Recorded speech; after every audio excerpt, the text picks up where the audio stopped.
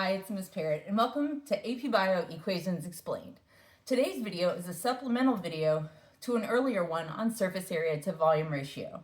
In this video, we're going to be focusing on the surface area to volume ratio for spheres, cylinders, and rectangular solids.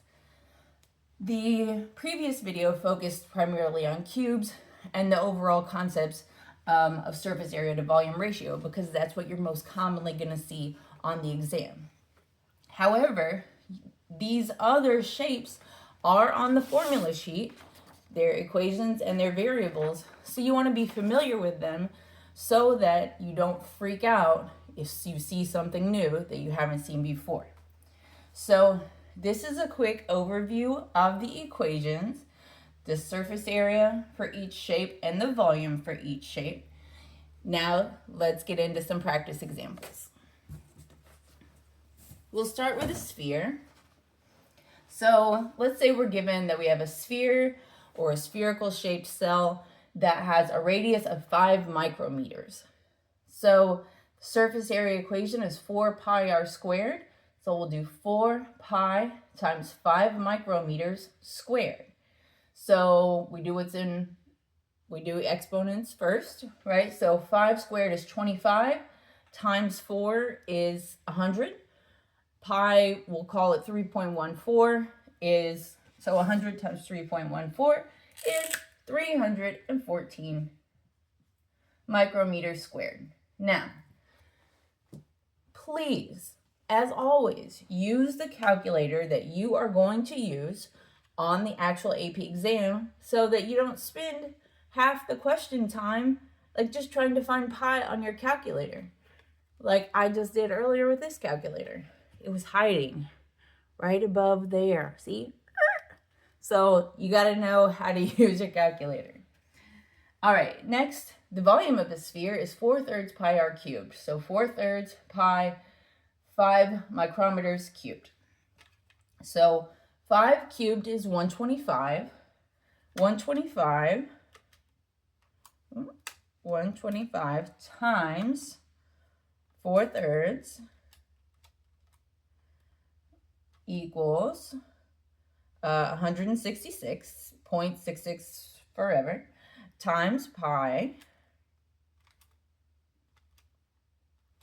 is going to be 524 if we round micrometers cubed. So to put into our surface area to volume ratio equation, we put surface area on top, 314 micrometers squared over 524 micrometers cubed. And that's going to give us, I can ballpark it, but we want accuracy, 314 divided by 524 equals about 0.6 to 1 is our surface area to volume ratio of a sphere with radius 5. So that's our answer and how we figure it out. Now let's try a cylinder. Cylinder has a little more going on. So our surface area equation is 2 pi r squared plus 2 pi r squared h. So that's like the area of each of the circles on either end. That's this first part. And then the second part is the area of the sides of the cylinder.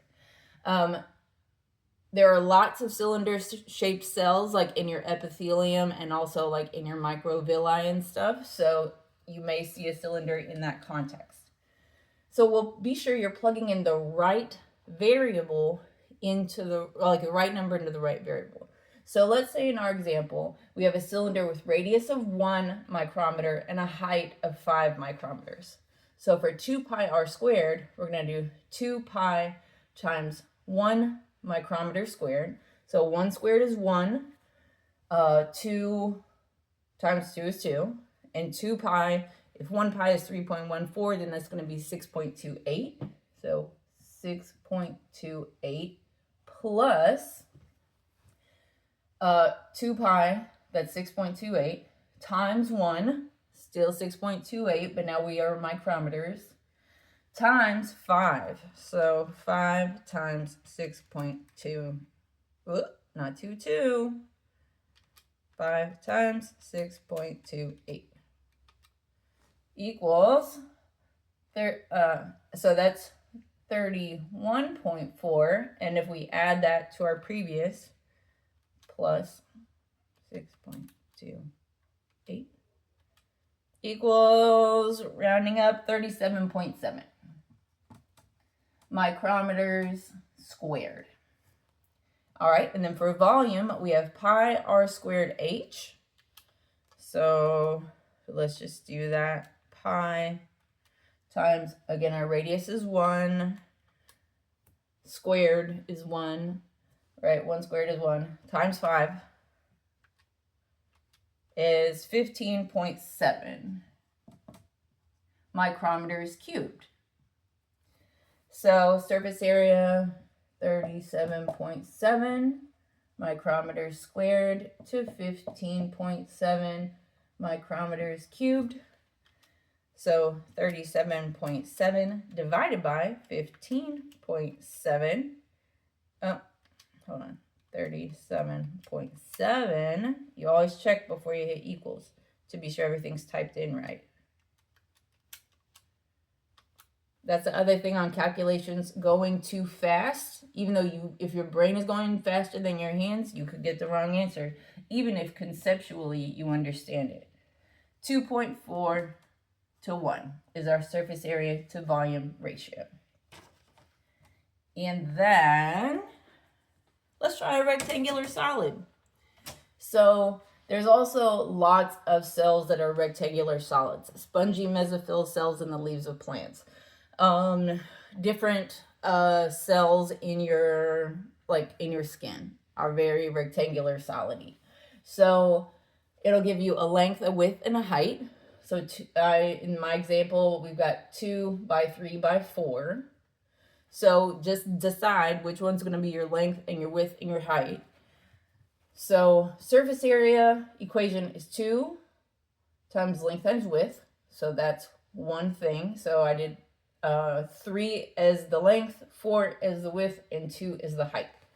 So 3 times 4 is 12, times 2 is 24, plus 2 length height is 2 times 3 times 2, which is 6 times 2, which is 12, plus 2 width height.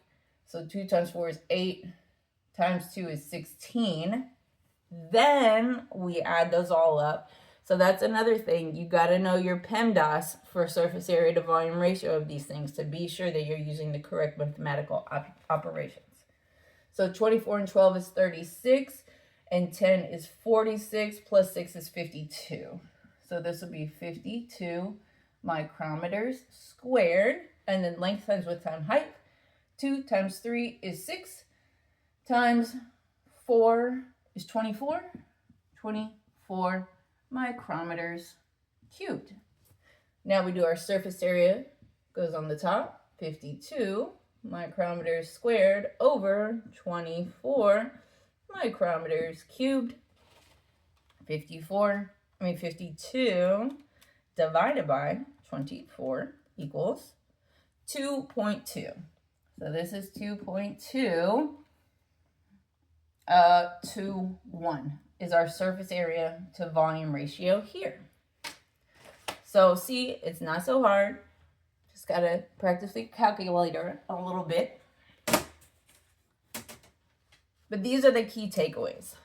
No matter the shape, cube, sphere, cylinder, rectangular, solid, the larger the cell, the lower the surface area to volume ratio. So remember, size is inversely proportionate to surface area to volume ratio. So if you're going to do it as radius or side length increases, surface area to volume ratio decreases. And remember, a larger cell with lower surface area to volume ratio is less efficient. One with a higher surface area to volume ratio, a smaller cell, is going to be more efficient every time, no matter the shape. If you found this video helpful, please give it a like, click the subscribe button, and leave a comment or an emoji below to show that it was helpful to you. Also, you can check out my TPT store, Know and Grow with Gnomes, for resources that go along with this video and all of the AP Biology Equations Explained series.